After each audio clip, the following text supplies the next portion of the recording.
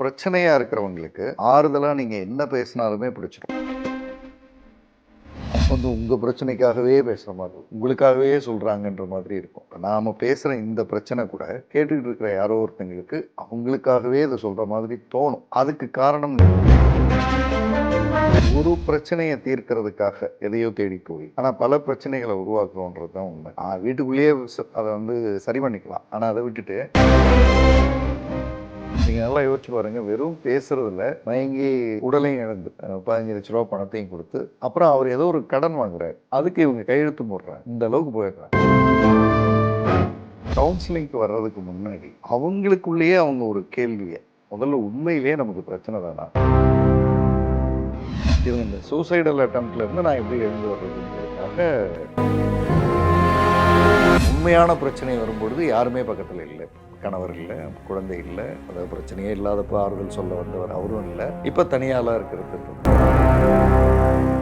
நம்ம க்ளோஸ் சர்க்கிளில் வேலை பார்க்குறவங்க, அக்கம் பக்கத்து வீடுகளில் இருக்கவங்க, ஜிம்முக்கு போகிறப்ப சிரித்து சிரித்து பேசுகிறவங்க, இப்படி தான் இந்த இந்த இப்போது ஆணுக்கு இந்த பிரச்சனைன்னா மனைவி அந்த அன்பை கொடுக்குறதும், பெண்ணுக்கு இந்த பிரச்சனைன்னா கணவன் அந்த அன்பை கொடுக்குறதும், அது நடந்துருச்சுன்னா இது அன்பு வணக்கங்கள். இன்று நம்முடன் NLP பயிற்சியாளரும் மனநல ஆலோசகருமான ஜேசன் அவர்கள் நம்மோடு இணைந்துள்ளார். வணக்கம் சார். வணக்கம் சார். இன்னைக்கு மனித உறவுகளிடையே இருக்கக்கூடிய சிக்கல்களை பற்றி நம்ம நாள்தோறும் பார்க்குறோம். அது ஒரு டீ கடையில் ஆரம்பித்து ஃபேஸ்புக் வர அதுக்கான அந்த பேச்சு, அதுக்கான விவாதங்கள்லாம் நம்ம பார்க்குறோம்.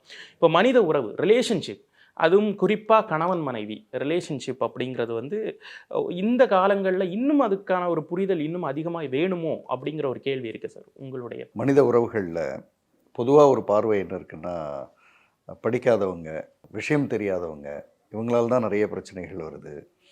அல்லது படித்து விஷயங்கள் புரியாதவங்க, அவங்களால பிரச்சனைகள் வருது. அப்படியெல்லாம் ஒரு ஒரு மிடில் கிளாஸ், ஃபினான்ஸ், அப்படியெல்லாம் ஒரு பொது பார்வையில் இருக்குது. ஆனால் நன்கு படித்த, நல்ல வேலையில் இருக்கிற, சிறப்பான சம்பளம் அப்படின்ற அந்த வகையில் இருக்கிற, ஃபினான்ஷியலாகவும் நல்லா இருக்கிற அவர்களும் இந்த கணவன் மனைவி உறவு புரிதல் இது இல்லாமல் வேறு சில விஷயங்களை நோக்கி போய் தங்களுடைய வாழ்க்கையை இழந்துடுறாங்க. அப்படியான விஷயங்கள் நிச்சயமாக நிறைய நடந்துகிட்ருக்கு. நீங்கள் கடந்து வந்த உங்களுடைய கிளையன்ஸ் இருப்பாங்க, நிறைய பேர் பார்த்துருப்பீங்க, நிறைய இஷ்யூஸோடு வந்திருப்பாங்க. அதில் நீங்கள் உங்களுடைய மனசில் நின்ற ஒரு விஷயம், இதை கண்டிப்பாக விவாதிச்சு ஆகணும் அப்படிங்கிற மாதிரி ஏதாவது இருக்கா? ஒரு கணவன் மனைவி இருவருமே ஐடியில் வேலை பார்க்குறாங்க. ரொம்ப சிறப்பான சேலரி, வாழ்க்கையில் ஓரளவுக்கு நல்ல செட்டில் ஆகிட்டோம் அப்படின்ற மாதிரியான ஒரு இடம். அதாவது இடம் வாங்கியாச்சு, வீடு வாங்கியாச்சு, கார் வாங்கியாச்சு, குழந்தை வந்து 5 வயது, இப்படி ஒரு ஒரு ரொம்ப பீஸ்ஃபுல்லான லைஃப். ஆனால் இந்த லைஃப்பில் வழக்கமாக கணவன் மனைவிக்கு வருகிற பிரச்சனைகள், வழக்கமாக இந்த வீட்டுக்கு வீடு வாசப்படின்னு சொல்கிற மாதிரி வர்ற பிரச்சனைகள், இந்த பிரச்சனைகள் வரும்பொழுது அதனுடைய புரிதல்கள் வந்து கொஞ்சம் சரியில்லாமல் போகுது. அதாவது சின்ன சின்ன பிரச்சனைகள், மற்றபடி கணவரை பற்றி குறை சொல்ல எதுவும் பெருசாக இல்லை, மனைவியை பற்றி பெருசாக இல்லை. இப்போ இந்த பெண் வந்து என்ன பண்ணுறாங்க, இவங்க தான் என்கிட்ட வந்து கவுன்சிலிங்க்கு வராங்க. ஸோ அவங்களுடைய பார்வையிலேருந்து இதை நான் ஆரம்பிக்கிறேன். இவங்க என்ன பண்ணுறாங்க, இந்த பிரச்சனைகள் இந்த மாதிரி வந்துக்கிட்டே இருக்கு, இது சம்மந்தமாக ஏதாவது எங்கேயாவது படித்து பார்த்து தெரிஞ்சுக்கலான்னு அப்படியே ஆன்லைனில் ஆரம்பிக்கிறாங்க. அதாவது புரிதலுக்காக, அமைதிக்காக, இந்த மாதிரிலாம் இல்லாமல் இருந்தால் கொஞ்சம் நல்லாயிருக்குமே அப்படின்னு. இப்படி இந்த தேடிகிட்டே வரும்பொழுது அவங்க வந்து இந்த ஆன்மீகம்ன்ற பக்கங்களுக்கு வராங்க. இந்த ஆன்மீகம் பக்கங்களில் படிக்க படிக்க அவங்களுக்கு ஏதோ ஒரு விதத்தில் ஒரு மனசுக்கு நிறைவாக இருக்கிற மாதிரி இருக்குது. பொதுவாக ஒரு பார்வை என்னென்னா, இந்த ஆன்மீகம் வந்து பிரச்சனையாக இருக்கிறவங்களுக்கு ஆறுதலாக நீங்கள் என்ன பேசினாலுமே பிடிச்சிரும். என்ன நீங்கள் ஒரு வரி, ஒரு கதை, ஒரு சம்பவம், நீங்கள் ஒன்றுமே புரியாத ஆனால் ஒரு பொதுத்தன்மை உள்ள ஒரு வரி, எல்லாம் சிறப்பாக இருக்கும் அப்படின்ற மாதிரிலாம் பேசுகிறது இருக்கு இல்லையா. ஸோ அது எங்கேயோ பிடிச்சிரும். அது மாதிரி இவங்களுக்கு ஒரு குறிப்பிட்ட அதாவது நம்ம சாமியார்னு சொல்லலாம், இல்லை நிறுவனம்னு சொல்லலாம், அந்த மாதிரி ஏதோ ஒரு இதில் பிடிச்சி போயிடுது. பிடிச்சி போனால் இவங்களுக்கு வந்து அதில் மெதுவாக தன்னை இன்வால்வ் ஆக ஆரம்பிக்கிறாங்க. அப்புறம் அங்கே அந்த அவங்களுடைய ஆன்மீக வகுப்புகள், ஆன்மீகம் சார்ந்த விஷயங்கள் இப்படியெல்லாம் போக ஆரம்பிக்கிறாங்க. கணவருக்கு வந்து முதல் முறையாக மனைவிக்கிட்ட வித்தியாசங்கள்லாம் தெரிய ஆரம்பிக்குது. அதாவது அமைதியாக இருக்காங்க, முதல் இருந்த இந்த சின்ன சண்டைகள், கோபம், வேகம் அதெல்லாம் குறையுது. ஆனால் ரெகுலர் லைஃப்பில் இல்லை. அதாவது இப்போ ஆஃபீஸ்லேருந்து வந்தால் லேப்டாப்புக்குள்ளே போயிடுறது, இது சார்ந்து படிக்கிறது, இது சார்ந்து பேசுகிறது, இது சார்ந்த மனிதர்கள் இந்த குரூப்பில் ரொம்ப இன்வால்வ் ஆகிறது, இப்படியெல்லாம் போக ஆரம்பித்து மெதுவாக வீட்டில் இருந்து வெளியில் போகிறது. அங்கே ஒரு ப்ரோக்ராம் நடக்குது, அதுக்கு போகிறேன். இந்த மாதிரி இப்படியே அது போயிட்டே இருக்கிறது அவருக்கு கொஞ்சம் வருத்தமாக இருக்குது. இவங்க வந்து போக ஆரம்பிக்கிறாங்க. இவங்க போக ஆரம்பித்தா பொதுவாக என்னுடைய பார்வையில் நான் சில விஷயங்கள் இங்கே சொல்லணும்னு நினைக்கிறேன். நீங்கள் இந்த உறவு சார்ந்து பேசுனதுனால, நம்ம வந்து ஒரு பிரச்சனையை தீர்க்கிறதுக்காக எதையோ தேடி போய் ஆனால் பல பிரச்சனைகளை உருவாக்குறோன்றது தான் உண்மை. நம்ம இந்த ஒரு பிரச்சனையை வீட்டுக்குள்ளேயே தேடிக்கலாம், வீட்டுக்குள்ளேயே அதை வந்து சரி பண்ணிக்கலாம். ஆனால் அதை விட்டுட்டு ஒரு பிரச்சனை, அந்த பிரச்சனையை தீர்க்கிறதுக்கு எதையோ தேடி போய் அங்கே பல பிரச்சனைகள் உருவாயிடுதுன்றது தான் ரொம்ப யதார்த்தமான வாழ்க்கை புரிதல். இவங்க போன இடத்துல இப்போது எப்பவுமே நீங்கள் ஆன்மீகம், துறவறம் இப்படியெல்லாம் என்ன பேசினாலுமே மனிதனுடைய இயல்பு வந்து அந்த அவங்களோட இயல்புக்குன்னு ஒரு குணம் இருக்குது. ஸோ இவங்க இப்போ நெருங்கி அந்த வட்டாரங்களில் பேச ஆரம்பிக்கிறாங்க. அங்கே வந்து நிச்சயமாக உங்களுக்கு பிரச்சனைகள் இருக்கும் பொழுது யாரோ 10 பேரில் ஒரு 2 பேர் பேசுகிறது ரொம்ப பிடிச்சிரும். அவங்க வந்து உங்கள் பிரச்சனைக்காகவே பேசுகிற மாதிரி இருக்கும், உங்களுக்காகவே சொல்கிறாங்கன்ற மாதிரி இருக்கும். இப்போ நாம் பேசுகிற இந்த பிரச்சனை கூட இதை கேட்டுக்கிட்டு இருக்கிற யாரோ ஒருத்தங்களுக்கு அவங்களுக்காகவே இதை சொல்கிற மாதிரி தோணும். அதுக்கு காரணம் நீங்களோ நானோ அப்படி அல்ல, இந்த பிரச்சனையை எடுத்து பேசுகிறதோ அப்படி இல்லை. அவங்க இதை நோக்கி தேடிக்கிட்டு இருக்காங்க, அதனால் நம்ம பேசுகிறது அவங்களுக்கு ரொம்ப பிடிச்ச மாதிரி ஆகிடுது. இந்த மாதிரி அங்கே இவங்களுக்கு அந்த 2 பேர் 3 பேர் இப்படி பிடிக்க ஆரம்பிக்கிறதுல ஒருத்தரோட நெருக்கம் அதிகமாகுது. அதில் வந்து அவங்க கூட அந்த பழக்கத்தை அதிகப்படுத்துகிறாங்க. அவருக்கு திருமணம் ஆகிருக்கு. அவரும் இதே மாதிரி ஆன்மீகம்ன்றதில் வீட்டிலேருந்து விலகி மெதுவாக அந்த இடத்துக்கு வந்தவர். இவங்களும் மெதுவாக அந்த இடத்துக்கு அங்கே போகிறாங்க.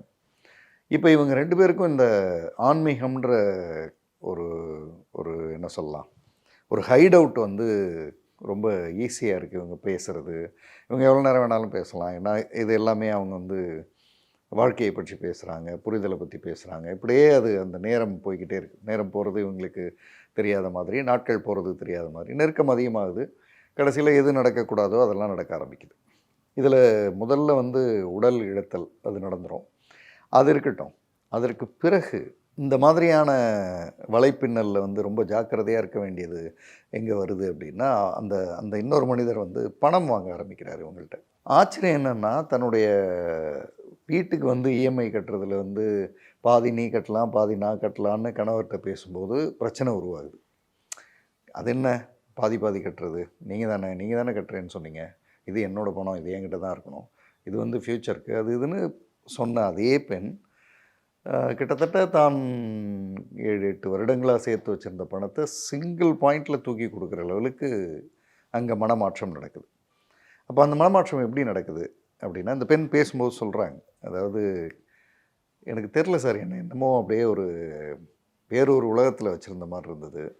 நான் செய்கிற எல்லாமே சரின்னு தோணுச்சு. எனக்கு பிரச்சனையே இல்லை வாழ்க்கையிலன்னு தோணுச்சு.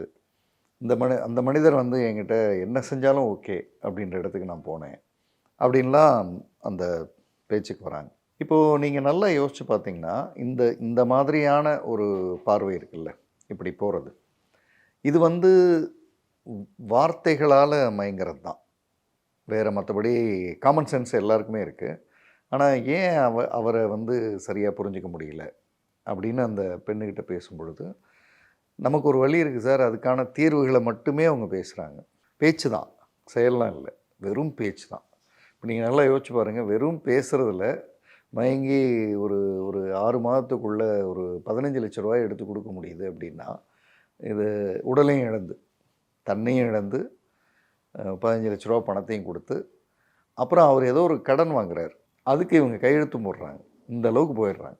இது அத்தனையும் கணவருக்கு தெரியாமலேயே நடக்குது. இது எல்லாமே அந்த ஒரு பேச்சுங்கிற ஒரே ஒரு ஃபேக்ட். அதாவது பேச்சுக்கும் இன்னும் சரியாக சொல்லணும்னா, ஆன்மீகம்ன்ற போர்வை, ஆன்மீகம் சரியாக இருக்கலாம், நம்ம இங்கே ஆன்மீகத்துக்கு எதிராக பேசல, ஆன்மீகம்ன்றது சரியான டாப்பிக்காக இருக்கலாம். ஆனால் அந்த ஆன்மீகம்ன்ற போர்வையில் அது சார்ந்த வார்த்தைகளை பயன்படுத்திக்கிட்டு ஒரு செட் ஆஃப் பீப்புள் வந்து இருக்காங்கன்றது இந்த உறவுகளில் நம்ம புரிஞ்சிக்க வேண்டிய விஷயம். இப்போ நீங்கள் சொன்னதுலேருந்து எனக்கு ஒன்றே ஒன்று தான், நல்ல வாழைப்பழம் மாதிரி பேசுகிறாரு மேடம்.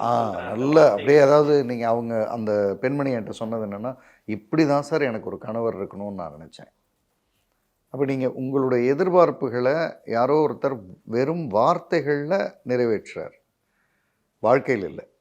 ஏன்னா வாழ்க்கையாக வரும்போது அவருக்கும் உங்களுக்கும் பிரச்சனை வந்துடும். இப்போ வர ஆரம்பிக்குது இல்லை, இப்போ பணம் மற்ற விஷயங்கள்லாம் கொடுக்க ஆரம்பிக்கிறாங்க.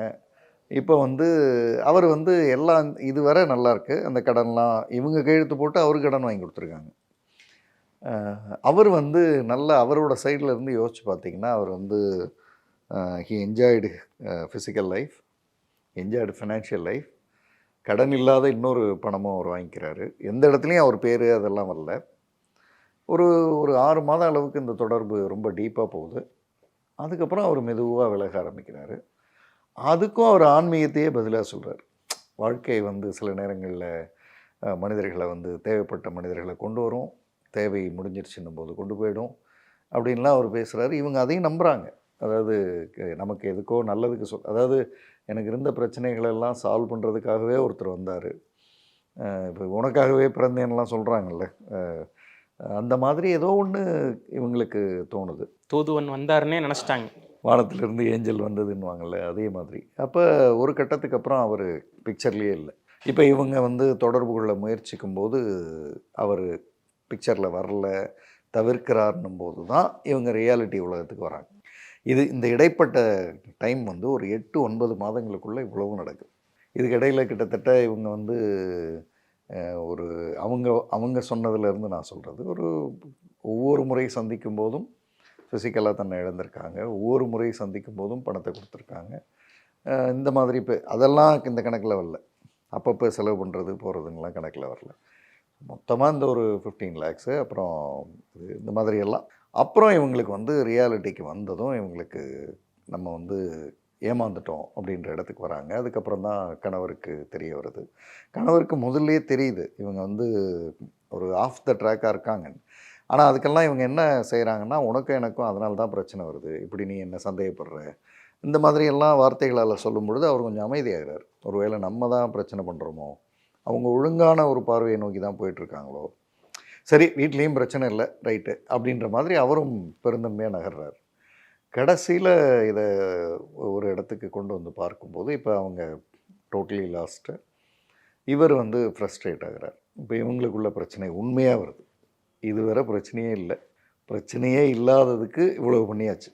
அதாவது வழக்கமான பிரச்சனைகள் இருக்குல்ல, அதுக்கு இவ்வளோ பண்ணியாச்சு. இப்போ தான் உண்மையான பிரச்சனை வருது. உண்மையான பிரச்சனை வரும்போது தான் இவங்களுக்கு தெரியுது, இதுக்கு முன்னாடி நம்ம பேசிகிட்டு இருந்ததெல்லாம் பிரச்சனையே இல்லை. ஏன்னா கணவர் விலகிறாரு.